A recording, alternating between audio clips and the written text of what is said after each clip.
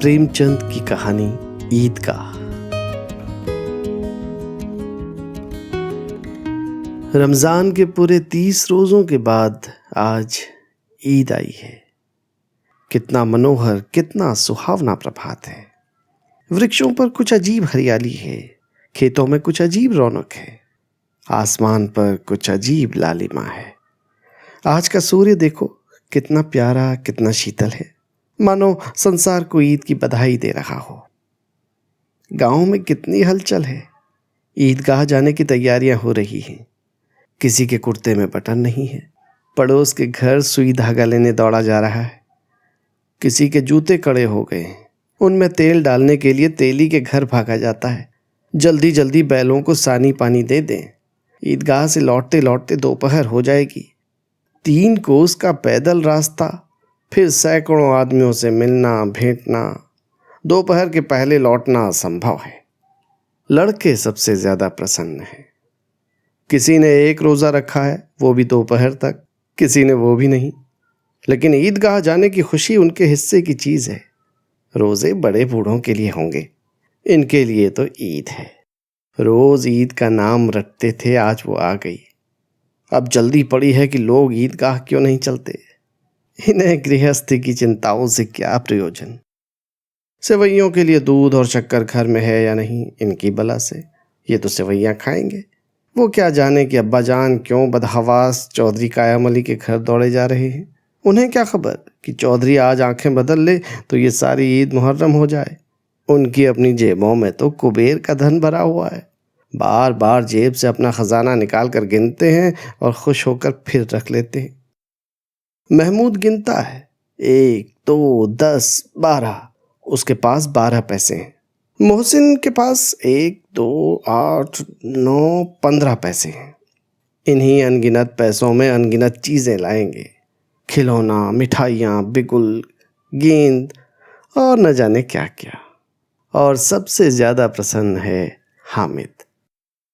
वो 4-5 साल का गरीब सूरत दुबला पतला लड़का, जिसका बाप गत वर्ष हैजे की भेंट हो गया और माँ न जाने क्यों पीली होती होती एक दिन मर गई।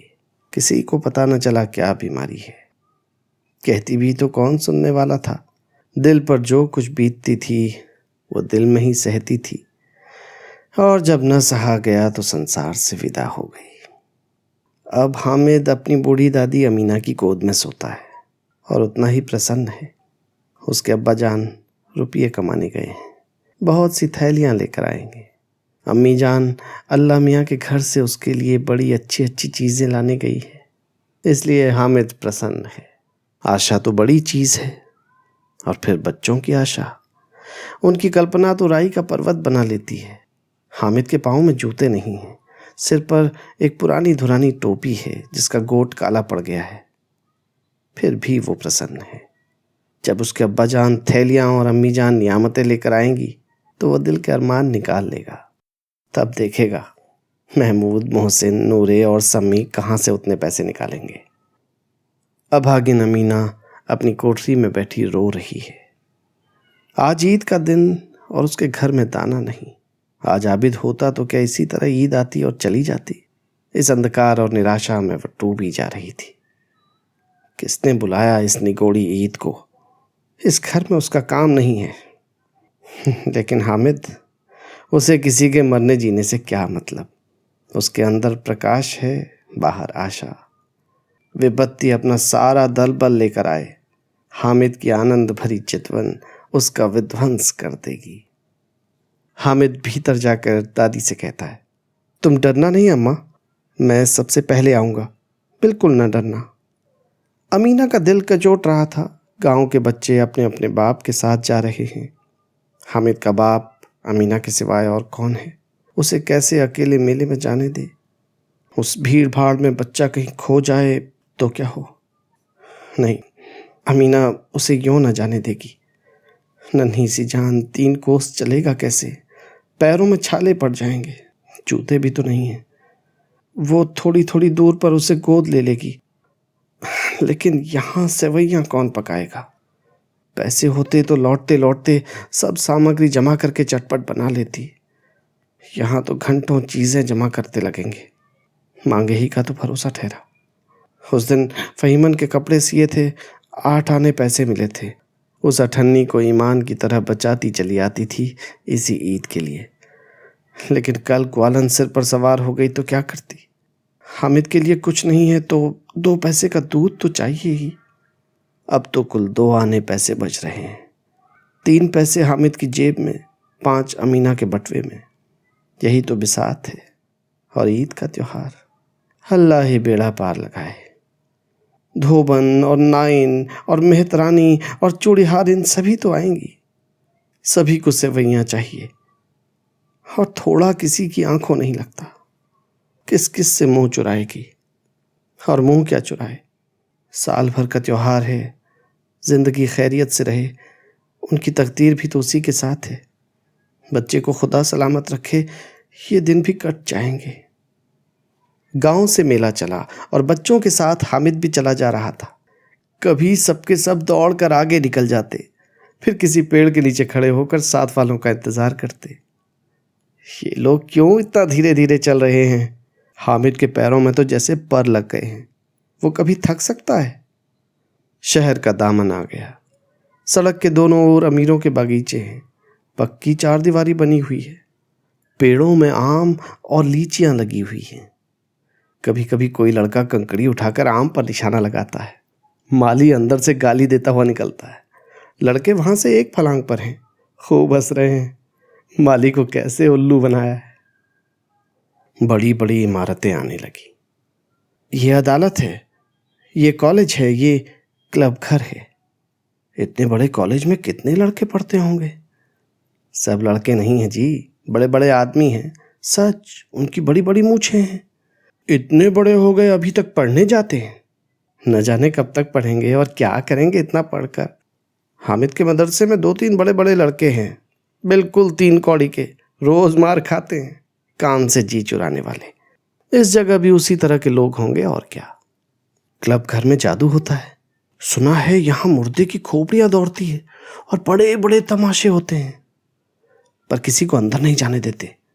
और यहाँ शाम को साहब लोग खेलते हैं, बड़े बड़े आदमी खेलते हैं, मूंछों दाढ़ी वाले, और मेमे खेलती हैं। सच, हमारी अम्मा को वो दे दो, क्या नाम है, बैट, तो उसे पकड़ ही न सके, घुमाते ही लुढ़क जाएं। महमूद ने कहा, हमारी अम्मी जान का तो हाथ कांपने लगे, अल्लाह कसम। मोहसिन बोला, अम्मी मनो आटा पीस डालती है, जरा सा बैट पकड़ लेंगी तो हाथ कांपने लगेंगे। सैकड़ों घड़े पानी रोज निकालती हैं, 5 घड़े तो मेरी भैंस ही पी जाती है। किसी मैम को 1 घड़ा पानी भरना पड़े तो आंखों तले अंधेरा आ जाए। महमूद, लेकिन दौड़ती तो नहीं, उछल कूद तो नहीं सकती। मोहसिन, हाँ उछल कूद नहीं सकती, लेकिन उस दिन मेरी गाय खुल गई थी और चौधरी के खेत में जा पड़ी थी, तो अम्मा इतनी तेज दौड़ी कि मैं उन्हें पा न सका। सच। आगे चले, हलवाइयों की दुकानें शुरू हो गई। आज खूब सजी हुई थी। इतनी मिठाइयाँ कौन खाता है? देखो ना, एक एक दुकान पर मनो होंगी। सुना है रात को जिन्नात आकर खरीद ले जाते हैं। अब्बा कहते थे आधी रात को एक आदमी हर दुकान पर जाता है और जितना माल बचा होता है वो तुलवा लेता है और सचमुच के रुपये देता है, बिल्कुल ऐसे ही रुपये। हामिद को यकीन न आया। ऐसे रुपये जिन्नात को कहाँ से मिल जाएंगे? मोहसिन ने कहा, जिन्नात को रुपयों की क्या कमी, जिस खजाने में चाहें चले जाएं, लोहे के दरवाजे तक उन्हें रोक नहीं सकते जनाब। आप हैं किस फेर में? हीरे जवाहरात तक उनके पास रहते हैं। जिससे खुश हो गए उसे टोकरों जवाहरात दे दिए। अभी यहीं बैठे हैं, 5 मिनट में कहो कलकत्ता पहुंच जाएं। हामिद ने फिर पूछा, जिन्नात तो बहुत बड़े बड़े होते होंगे? मोहसिन, एक एक आसमान के बराबर होता है जी। जमीन पर खड़ा हो जाए तो उसका सिर आसमान से जा लगे, मगर चाहें तो एक लोटे में घुस जाएं। लोग उन्हें कैसे खुश करते होंगे? कोई मुझे वो मंत्र बता दे तो एक जिन्न को खुश कर लूं। मोहसिन, अब ये तो मैं नहीं जानता, लेकिन चौधरी साहब के काबू में बहुत से जिन्नात हैं। कोई चीज़ चोरी हो जाए, चौधरी साहब उसका पता लगा देंगे और चोर का नाम भी बता देंगे। जुमराती का बचवा उस दिन खो गया था, 30 दिन हैरान हुए, कहीं न मिला। तब झक मारकर चौधरी के पास गए। चौधरी ने तुरंत बता दिया कि मवेशी खाने में है और वहीं मिला। जिन्नात आकर उन्हें सारे जहान की खबरें दे जाते हैं।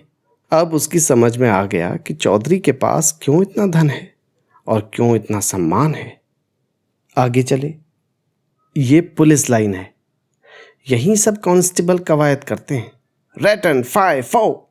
रात को बेचारे घूम घूम कर पहरा देते हैं, नहीं चोरियां हो जाए। मोहसिन ने प्रतिवाद किया। ये कांस्टेबल पहरा देते हैं तभी तुम बहुत जानते हो। अजी हजरत, यही चोरी कराते हैं। शहर में जितने चोर डाकू हैं सब इनसे मिले रहते हैं। रात को ये लोग चोरों से तो कहते हैं चोरी करो, और आप दूसरे मोहल्ले में जाकर जागते रहो पुकारते हैं। जब ही इन लोगों के पास इतने रुपये आते हैं। मेरे मामू एक थाने में कांस्टेबल हैं, 20 रुपया महीना पाते हैं, लेकिन 50 रुपये घर भेजते हैं। अल्लाह कसम। मैंने एक बार पूछा था कि मामू आप इतने रुपये कहाँ से पाते हैं? हंसकर कहने लगे, बेटा अल्लाह देता है। फिर आप ही बोले, हम लोग चाहें तो एक दिन में लाखों मार लाएं।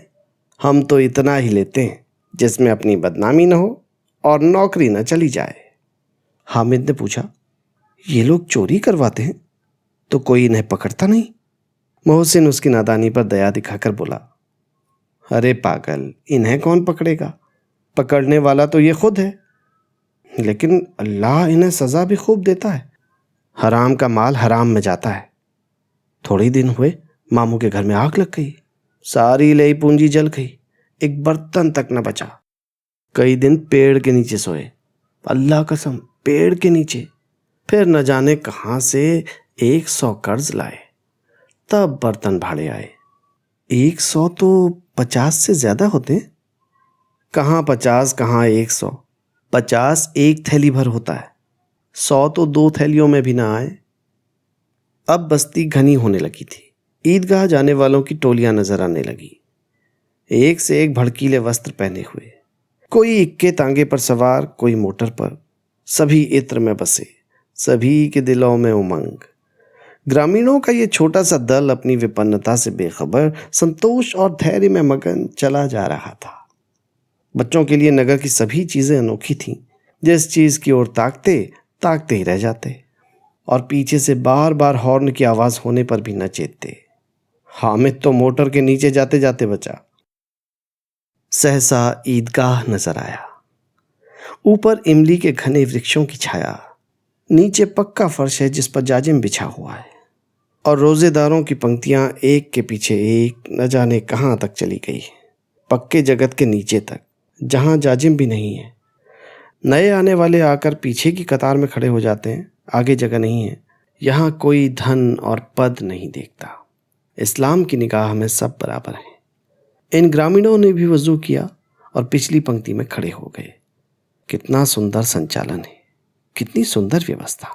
लाखों सिर एक साथ सिजदे में झुक जाते हैं, फिर सब के सब एक साथ खड़े हो जाते हैं, एक साथ झुकते हैं और एक साथ घुटनों के बल बैठ जाते हैं। कई बार यही क्रिया होती है, जैसे बिजली की लाखों बत्तियां एक साथ प्रदीप्त हों और एक साथ बुझ जाएं, और यही क्रम चलता रहे। कितना अपूर्व दृश्य था, जिसकी सामूहिक क्रियाएं, विस्तार और अनंतता हृदय को श्रद्धा, गर्व और आत्मानंद से भर देती थी। मानो भ्रातृत्व का एक सूत्र इन समस्त आत्माओं को एक लड़ी में पिरोए हुए है। नमाज खत्म हो गई है, लोग आपस में गले मिल रहे हैं। तब मिठाई और खिलौनों की दुकानों पर धावा होता है। ग्रामीणों का ये दल इस विषय में बालकों से कम उत्साही नहीं है। ये देखो हिंडोला है, 1 पैसा देकर चढ़ जाओ। कभी आसमान पर जाते हुए मालूम होंगे, कभी ज़मीन पर गिरते हुए। ये चरखी है, लकड़ी के हाथी, घोड़े, ऊंट छड़ों से लटके हुए। 1 पैसा देकर बैठ जाओ और 25 चक्करों का मजा लो। महमूद और मोहसिन और नूरे और सम्मी इन घोड़ों और ऊंटों पर बैठते हैं। हामिद दूर खड़ा है। 3 ही पैसे तो उसके पास हैं। अपने कोष का तिहाई जरा सा चक्कर खाने के लिए नहीं दे सकता। सब चरखियों से उतरते हैं, अब खिलौने लेंगे। इधर दुकानों की कतार लगी हुई है, तरह तरह के खिलौने हैं। सिपाही और गुजरिया, राजा और वकील, भिश्ती और धोबिन और साधु। वाह, कितने सुंदर खिलौने हैं। अब पोला ही चाहते हैं। महमूद सिपाही लेता है, खाकी वर्दी और लाल पगड़ी वाला, कंधे पर बंदूक रखे हुए। मालूम होता है अभी कवायद किए चला आ रहा है। मोहसिन को भिश्ती पसंद आया। कमर झुकी हुई है, ऊपर मशक रखे हुए है। मशक का मुंह एक हाथ से पकड़े हुए है। कितना प्रसन्न है, शायद कोई गीत गा रहा है। बस मशक से पानी उड़ेला ही चाहता है। नूरे को वकील से प्रेम है। कैसी विद्वता है उसके मुख पर। काला चोगा, नीचे सफ़ेद अचकन, अचकन के सामने की जेब में खड़ी सुनहरी जंजीर, एक हाथ में कानून का पोथा लिए हुए। मालूम होता है अभी किसी अदालत में ज़िरा या बहस किए चले आ रहे हैं। ये सब 2-2 पैसे के खिलौने हैं। हामिद के पास कुल 3 पैसे हैं। इतने महंगे खिलौने वो कैसे ले। खिलौना कहीं हाथ से छूट पड़े तो चूर चूर हो जाए, ज़रा पानी पड़े तो रंग सारा धुल जाए। ऐसे खिलौने लेकर वो क्या करेगा, किस काम के। मोहसिन, मेरा भिश्ती रोज पानी दे जाएगा सांझ सवेरे। महमूद, और मेरा सिपाही घर का पहरा देगा। कोई चोर आएगा तो फौरन बंदूक से फायर कर देगा। नूरे, और मेरा वकील खुद मुकदमा लड़ेगा। समी, और मेरी धोबिन रोज कपड़े धोएगी। हामिद खिलौने की निंदा करता है। मिट्टी ही के तो हैं, गिरे तो चकनाचूर हो जाएं। लेकिन ललचाई हुई आंखों से खिलौनों को देख रहा है और चाहता है कि जरा देर के लिए उन्हें हाथों में ले सकता। उसके हाथ अनायास ही लपकते हैं, लेकिन लड़के इतने त्यागी नहीं होते, विशेषकर जब अभी नया शौक है। हामिद ललचाता रह जाता है। खिलौनों के बाद रेवड़ियाँ आती हैं। किसी ने रेवड़ियाँ ली हैं, किसी ने गुलाब जामुन, किसी ने सोहन हलवा। मज़े से खा रहे हैं। हामिद उनकी बिरादरी से पृथक है। अभागे के पास 3 पैसे हैं, क्यों नहीं कुछ लेकर खाता। ललचाई आंखों से सबकी ओर देखता है। मोहसिन कहता है, हामिद रेवड़ी ले जा, कितनी खुशबूदार है। हामिद को संदेह हुआ यह केवल क्रूर विनोद है। मोहसिन इतना उदार नहीं है, लेकिन ये जानकर भी वो उसके पास जाता है। मोहसिन दोने से एक रेवड़ी निकालकर हामिद की ओर बढ़ाता है। हामिद हाथ फैलाता है। मोहसिन रेवड़ी अपने मुंह में रख लेता है। महमूद, नूरे और सम्मी खूब तालियां बजा बजा कर हंसते हैं। हामिद खिसिया जाता है। मोहसिन, अच्छा अब की ज़रूर देंगे हामिद, अल्लाह कसम, ले जाओ। हामिद, रखे रहो, क्या मेरे पास पैसे नहीं हैं। सम्मी, 3 ही पैसे तो हैं, 3 पैसे में क्या क्या लोगे। महमूद, हमसे गुलाब जामुन ले जाओ हामिद। मोहसिन बदमाश है। हामिद, मिठाई कौन बड़ी नेमत है, किताब में इसकी कितनी बुराइयां लिखी हैं। मोहसिन, लेकिन दिल में कह रहे होगे कि मिले तो खा लें, अपने पैसे क्यों नहीं निकालते। महमूद, हम समझते हैं इसकी चालाकी, जब हमारे सारे पैसे खर्च हो जाएंगे तो हमें ललचा ललचा कर खाएगा। मिठाइयों के बाद कुछ दुकानें लोहे की चीज़ों की हैं, कुछ गिलट और कुछ नकली गहनों की। लड़कों के लिए यहाँ कोई आकर्षण न था, वो सब आगे बढ़ जाते हैं। हामिद लोहे की दुकान पर रुक जाता है। कई चिमटे रखे हुए थे। उसे ख्याल आया, दादी के पास चिमटा नहीं है। तवे से रोटियां उतारती हैं तो हाथ जल जाता है। अगर वो चिमटा ले जाकर दादी को दे दे तो वो कितनी प्रसन्न होगी। फिर उनकी उंगलियां कभी न जलेंगी। घर में एक काम की चीज़ हो जाएगी। खिलौने से क्या फ़ायदा, व्यर्थ में पैसे खराब होते हैं। ज़रा देर ही तो खुशी होती है, फिर तो खिलौनों को कोई आंख उठाकर नहीं देखता। या तो घर पहुंचते पहुंचते टूट फूट कर बराबर हो जाएंगे, या छोटे बच्चे जो मेले में नहीं आए हैं जिद करके ले लेंगे और तोड़ डालेंगे। चिमटा कितने काम की चीज़ है। रोटियां तवे से उतार लो, चूल्हे में सेक लो। कोई आग मांगने आवे तो चटपट चूल्हे से आग निकाल कर उसे दे दो। अम्मा बेचारी को कहाँ फुर्सत है कि बाजार आए, और इतने पैसे ही कहाँ मिलते हैं। रोज़ हाथ चला लेती। हामिद के साथी आगे बढ़ गए। सबील पर सब के सब शरबत पी रहे हैं। सब कितने लालची हैं। इतनी मिठाइयाँ ली, मुझे किसी ने एक भी न दी। उस पर कहते हैं मेरे साथ खेलो, मेरा ये काम करो। अब अगर किसी ने कोई काम करने को कहा तो पूछूंगा। खाएं मिठाइयाँ, आप मुंह सड़ेगा, फोड़े फुंसियाँ निकलेंगी, आप ही जबान चटोरी हो जाएगी। तब घर के पैसे चुराएंगे और मार खाएंगे।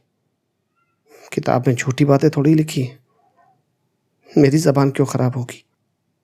अम्मा चिमटा देखते ही दौड़कर हाथों से ले लेंगी और कहेंगी, मेरा बच्चा अम्मा के लिए चिमटा लाया है। हजारों दुआएं देंगी, फिर पड़ोस की औरतों को दिखाएंगी। सारे गांव में चर्चा होने लगेगी, हामिद चिमटा लाया है, कितना अच्छा लड़का है। इन लोगों के खिलौनों पर कौन इन्हें दुआएं देगा।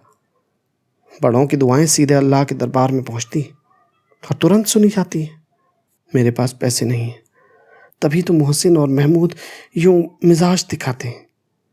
मैं भी इनसे मिजाज दिखाऊंगा, खेले खिलौने और खाए मिठाइयाँ। मैं नहीं खेलता खिलौने, किसी का मिजाज क्यों सहूं। मैं गरीब सही, किसी से कुछ मांगने तो नहीं जाता। आखिर अब्बा जान कभी न कभी आएंगे, अम्मी भी आएंगी, फिर इन लोगों से पूछूंगा कितने खिलौने लोगे। एक एक को टोकरियों खिलौने दूं और दिखा दूं कि दोस्तों के साथ इस तरह सलूक किया जाता है। ये नहीं कि एक पैसे की रेवड़ियां ली तो चिढ़ा चिढ़ा कर खाने लगे।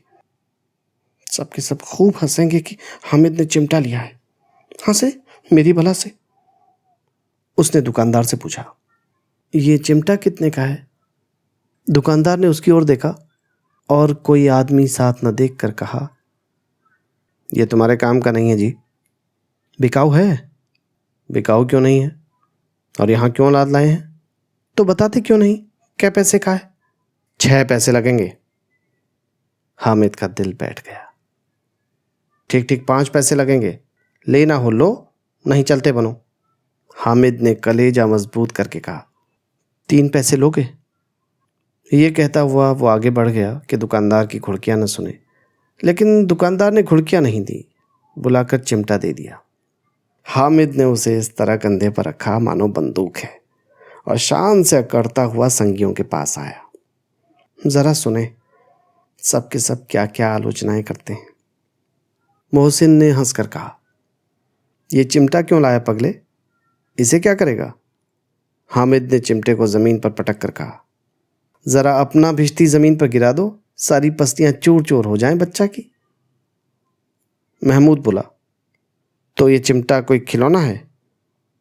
हामिद, खिलौना क्यों नहीं, अभी कंधे पर रखा बंदूक हो गई, हाथ में लिया फकीरों का चिमटा हो गया।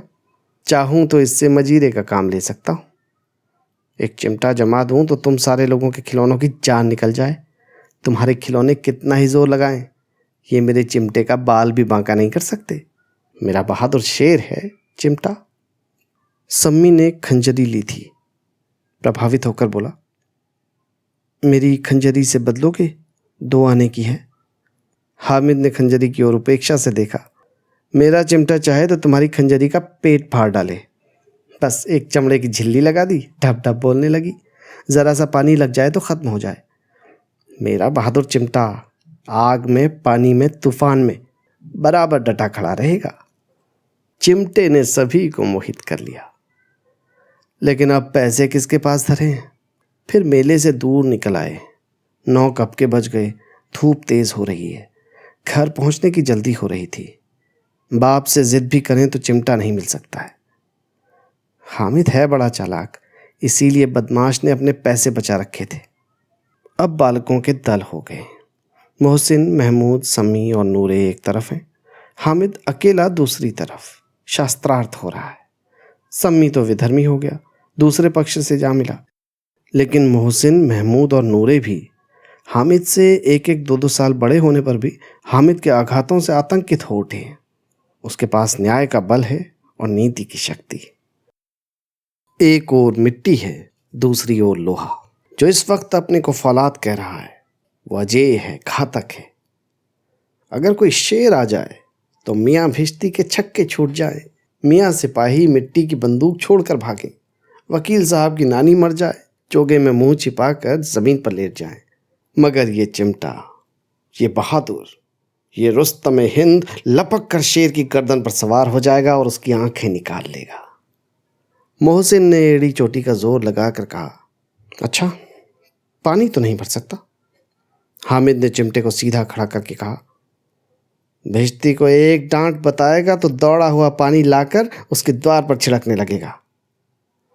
मोहसिन परास्त हो गया, पर महमूद ने कुमक पहुंचाई। अगर बच्चा पकड़ जाए तो अदालत में बंधे बंधे फिरेंगे, तब वकील साहब के ही पैरों पड़ेंगे। हामिद इस प्रबल तर्क का जवाब न दे सका। उसने पूछा, हमें पकड़ने कौन आएगा? नूरे ने अकड़ कर कहा, ये सिपाही बंदूक वाला।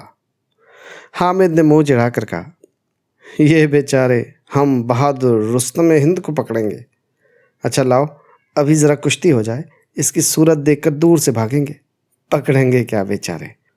मोहसिन को एक नई चोट सूझ गई। तुम्हारे चिमटे का मुंह रोज़ आग में जलेगा।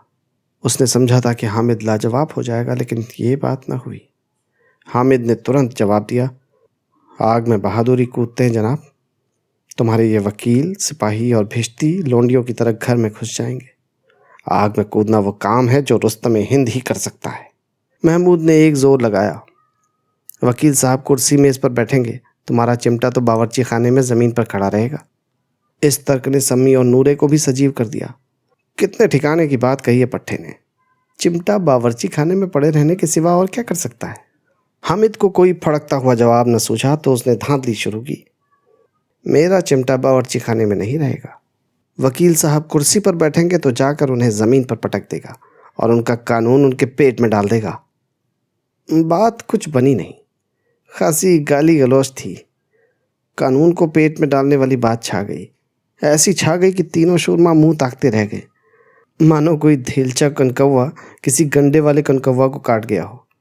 कानून मुंह से बाहर निकालने वाली चीज़ है, उसको पेट के अंदर डाल दिया जावे, बेतु किसी बात होने पर भी कुछ नयापन रखती है। हामिद ने मैदान मार लिया। उसका चिमटा रुस्तम हिंद है। अब इसमें मोहसिन, महमूद, नूरे, सम्मी किसी को भी आपत्ति नहीं हो सकती। विजेता को हारने वालों से जो चमत्कार मिलना स्वाभाविक है, वो हामिद को भी मिला। औरों ने 3-3, 4-4 आने पैसे खर्च किए, पर कोई काम की चीज़ न ला सके। हामिद ने 3 पैसे में रंग जमा लिया। सच ही तो है, खिलौनों का क्या भरोसा, टूट फूट जाएंगे। हामिद का चिमटा बना रहेगा बरसों। संधि की शर्त तय होने लगी। मोहसिन ने कहा, ज़रा अपना चिमटा दो, हम भी देखें। तुम हमारा भिश्ती लेकर देखो। महमूद और नूरे ने भी अपने अपने खिलौने पेश किए। हामिद को इन शर्तों के मानने में कोई आपत्ति न थी। चिमटा बारी बारी से सबके हाथ में गया और उनके खिलौने बारी बारी से हामिद के हाथ में आए। कितने खूबसूरत खिलौने हैं। हामिद ने हारने वालों के आंसू पोंछे। मैं तुम्हें चिढ़ा रहा था, सच। ये लोहे का चिमटा भला इन खिलौनों की क्या बराबरी करेगा। मालूम होता है अब बोले। लेकिन मोहसिन की पार्टी को इस दिलासे से संतोष नहीं हुआ। चिमटे का सिक्का खूब बैठ गया है। चिपका हुआ टिकट अब पानी से नहीं छूट रहा है। मोहसिन, लेकिन इन खिलौनों के लिए कोई हमें दुआ तो न देगा। महमूद, दुआ को लिए फिरते हो, उल्टे मार ना पड़े। अम्मा ज़रूर कहेंगी, मेले में मिट्टी के खिलौने तुम्हें मिले। हामिद को स्वीकार करना पड़ा कि खिलौनों को देखकर किसी की माँ इतनी खुश न होगी जितनी दादी चिमटे को देखकर होंगी। 3 पैसों ही में तो उससे सब कुछ करना था और उन पैसों के इस उपयोग पर पछतावे की बिल्कुल ज़रूरत न थी। फिर अब तो चिमटा रुस्तम हिंद है और सभी खिलौनों का बादशाह। रास्ते में महमूद को भूख लगी। उसके बाप ने केले खाने को दिए। महमूद ने केवल हामिद को साजी बनाया। उसके अन्य मित्र मुंह ताकते रह गए। ये उस चिमटे का प्रसाद था। 11 बजे सारे गांव में हलचल मच गई। मेले वाले आ गए। मोहसिन की छोटी बहन ने दौड़कर भिश्ती उसके हाथ से छीन लिया और मारे खुशी के जो उछली तो मियाँ भिश्ती नीचे आ रहे और सुर लोग सिधारे। इस पर भाई बहन में मारपीट हुई। दोनों खूब रोए। उनकी अम्मा ये शोर सुनकर बिगड़ी और दोनों को ऊपर से 2-2 चांटे और लगाए। मियाँ नूरे के वकील का अंत उसके प्रतिष्ठानुकूल इससे ज़्यादा गौरवमय हुआ। वकील ज़मीन पर या ताक पर तो नहीं बैठ सकता, उसकी मर्यादा का विचार तो करना ही होगा। दीवार में 2 खूंटियाँ गाड़ी गई। उस पर लकड़ी का पटरा रखा गया। पटरे पर कागज़ का कालीन बिछाया गया। वकील साहब राजा भोज की भांति सिंहासन पर विराजे। नूरे ने उन्हें पंखा झलना शुरू किया। अदालतों में खस की टट्टियाँ और बिजली के पंखे रहते हैं, क्या यहाँ मामूली पंखा भी ना हो? कानून की गर्मी दिमाग पर चढ़ जाएगी कि नहीं? बांस का पंखा आया और नूरे हवा करने लगे। मालूम नहीं पंखे की हवा से या पंखे की चोट से वकील साहब स्वर्गलोक से मृत्यलोक में आ रहे और उनका माटी का चोला माटी में मिल गया। फिर बड़े ज़ोर शोर से मातम हुआ और वकील साहब की अस्थि घूर पर डाल दी गई। अब रहा महमूद का सिपाही। उसे चटपट गांव का पहरा देने का चार्ज मिल गया, लेकिन पुलिस का सिपाही कोई साधारण व्यक्ति तो था नहीं जो अपने पैरों पर चले, वो पालकी पर चलेगा। एक टोकरी आई, उसमें कुछ लाल रंग के फटे पुराने चिथड़े बिछाए गए जिसमें सिपाही साहब आराम से लेटे। नूरे ने ये टोकरी उठाई और अपने द्वार का चक्कर लगाने लगे। उनके दोनों छोटे भाई सिपाही की तरफ से छोने वाले जागते रहो पुकारते चलते हैं, मगर रात तो अंधेरी ही होनी चाहिए। महमूद को ठोकर लग जाती है, टोकरी उसके हाथ से छूटकर गिर पड़ती है और मियाँ सिपाही अपनी बंदूक लिए ज़मीन पर आ जाते हैं और उनकी एक टांग में विकार आ जाता है। महमूद को आज ज्ञात हुआ कि वो अच्छा डॉक्टर है। उसको ऐसा मरहम मिल गया है जिससे वो टूटी टांग को आनन फानन जोड़ सकते हैं। केवल गुलर का दूध चाहिए। गुलर का दूध आता है, टांग जोड़ दी जाती है, लेकिन सिपाही को जो ही खड़ा किया जाता है टांग जवाब दे जाती है। शल्य क्रिया असफल हुई। तब उसकी दूसरी टांग भी तोड़ दी जाती है। अब कम से कम एक जगह आराम से बैठ तो सकता है। एक टांग से तो न चल सकता था न बैठ सकता था। अब वो सिपाही सन्यासी हो गया है, अपनी जगह पर बैठा बैठा पहरा देता है। कभी कभी देवता भी बन जाता है। उसके सिर का झालरदार साफा खुरच दिया गया है। अब उसका जितना रूपांतर चाहो कर सकते हो। कभी कभी तो उससे बाढ़ का काम भी लिया जाता है। अब मियाँ हामिद का हाल सुनिए। अमीना उसकी आवाज़ सुनते ही दौड़ी और उसे गोद में उठाकर प्यार करने लगी। सहसा हाथ में चिमटा देखकर वो चौंकी। ये चिमटा कहाँ था? मैंने मोल लिया है। क्या पैसे में? 3 पैसे दिए। अमीना ने छाती पीट ली। ये कैसा बेसमझ लड़का है कि दोपहर हुआ कुछ खाया न पिया, लाया क्या? ये चिमटा? सारे मेले में तुझे कोई और चीज न मिली जो ये लोहे का चिमटा उठा लाया? हामिद ने अपराधी भाव से कहा, तुम्हारी उंगलियां तवे से जल जाती थी, इसलिए मैंने इसे ले लिया। बुढ़िया का क्रोध तुरंत स्नेह में बदल गया, और स्नेह भी वो नहीं जो प्रगल्भ होता है और अपनी सारी कसक शब्दों में बिखेर देता है। ये मूक स्नेह था, खूब ठोस, रस और स्वाद से भरा हुआ। बच्चे में कितना त्याग, कितना सद्भाव और कितना विवेक है। दूसरों को खिलौना लेते और मिठाई खाते देखकर इसका मन कितना ललचाया होगा। इतना जब्त इससे हुआ कैसे? वहां भी इसे अपनी बूढ़ी दादी की याद बनी रही। अमीना का मन गदगद हो गया। और अब एक बड़ी विचित्र बात हुई, हामिद के इस चिमटे से भी विचित्र। बच्चे हामिद ने बूढ़े हामिद का पाठ खेला था। बुढ़िया अमीना बालिका अमीना बन गई। वो रोने लगी, दामन फैलाकर हामिद को दुआएं देती जाती थी और आंसू की बड़ी बड़ी बूंदें गिराती जाती थी। हामिद इसका रहस्य क्या समझता?